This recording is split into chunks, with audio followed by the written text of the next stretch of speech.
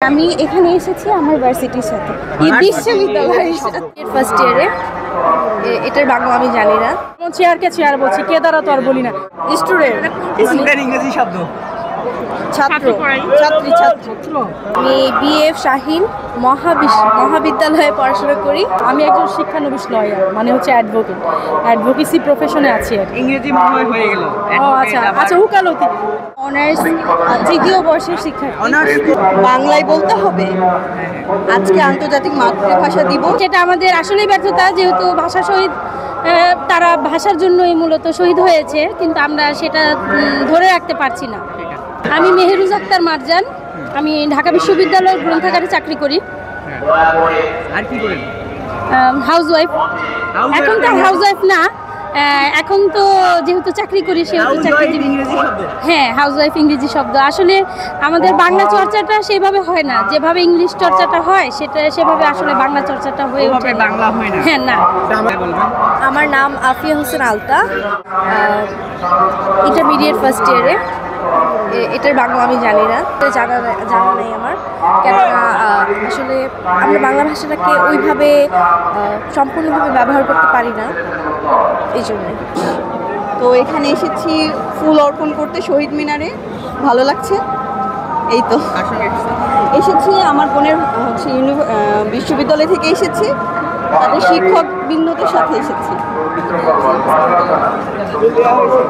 আমার নাম সুরাইয়া আনোয়ার ঐশী, আমি অনার্স তৃতীয় বর্ষের শিক্ষার্থী। অনার্স জি, স্নাতক, সম্মানী স্নাতক, স্নাতকের সম্মান, দুঃখিত স্নাতকের সম্মান, এবং ইংরেজি বিভাগে পড়াশোনা করছি তৃতীয় বর্ষে। আমি এখানে এসেছি আমার ভার্সিটির সাথে, এই বিশ্ববিদ্যালয়ের সাথে। তিনটি ইংরেজি এসেছি, দুঃখিত এই ব্যাপারটার জন্য। আসলে দুঃখিত করেছি, যেহেতু ইংরেজি বিভাগের শিক্ষার্থী, আর নিত্যদিন আমরা এই ইংরেজিতে কিন্তু কথা বলছি, ইংরেজি এবং বাংলার মিশ্রণে। আমাদের স্বরবর্ণ 11টি এবং ব্যঞ্জনবর্ণ 39টি। আমার পরিচয় দিতেই হবে না? আচ্ছা, ঠিক আছে। আমি হচ্ছে একজন শিক্ষানবিশ লয়ার, এখনও ল হচ্ছে প্র্যাকটিস করছি। আর হচ্ছে আর কি পরিচয় দেবো, এটাই। আমি একজন হচ্ছে অধ্যয়নরত উকিল।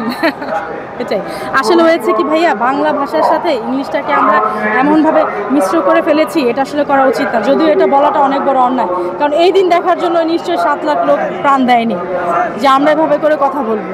তো যাই হোক, এটা আসলে আমাদের পরিশুদ্ধ করা এবং পরিমার্জন করা অবশ্যই দরকার। আর এখন থেকে আসলে চেষ্টা করি, অবশ্যই ভাষার প্রতি অবশ্যই সম্মান জানানো দরকার। কারণ যে ভাষার জন্য দেখেন অকাতরে 7 লাখ মানুষ প্রাণ দিয়ে গেছে, সে ভাষায় কিন্তু আজকে আমরা ওই যেটা একটু আগে করলাম, যে মিশ্রভাবে বাংলা ইংলিশ এটা করে কথা বলছি হরহামেশা। আমরা মনে করছি যে ইংলিশটা বাংলা, বাংলাটা ইংলিশ। হ্যাঁ, সেটাই। মানে এটা আসলে হয়েছে, এর পেছনে কারণ আছে, যেটা হচ্ছে পারিবারিকভাবে। যেমন ফ্যানকে তো আমরা তো ফ্যান বলি, পাখা তো আর বলি না।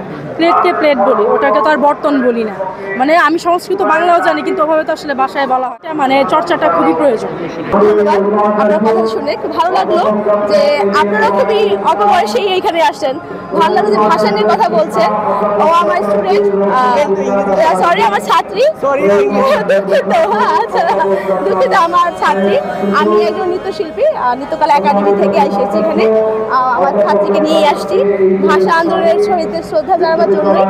আর আজকে মানে বলতে গেলে ভাষার জন্য আমরা, হ্যাঁ ভাষার জন্য যে আমাদের প্রাণ দিয়েছে, ভাষার জন্যই, নতুন কিছু জানার জন্য না, ভাষাটা বলার জন্যই যেন আমরা বলতে পারি, যেন আমরা শুদ্ধ বাংলাটা উচ্চারণ করতে পারি, সেটা আমাদের শেখা দরকার, যদি আমরা নিজেরাই ভুল করি বারবার। হ্যাঁ, ধন্যবাদ আপনাদেরকে। পিতা রয় জয়া, আমি হচ্ছে এইবার ইন্টার কমপ্লিট করেছি, মাধ্যমিক কমপ্লিট করে, মাধ্যমিক শেষ করেছি, উচ্চ মাধ্যমিক। আমি আর কি বলবো, আমি হচ্ছে এখন ছাত্রী, এখন একটু অবসর আছি, তেমন কিছুই না। আর হচ্ছে মাঝে মাঝে নৃত্যের অনুষ্ঠান করি কিছু কিছু ক্ষেত্রে। যেমন আজকে এসেছি আমরা শহীদ মিনারে এখানে শ্রদ্ধা জানাতে। আমাদের নৃত্যকলা একাডেমি থেকে আমরা হচ্ছে আমাদের একটি অনুষ্ঠান আছে, যেটি আমরা আরম্ভ করতে আসছি।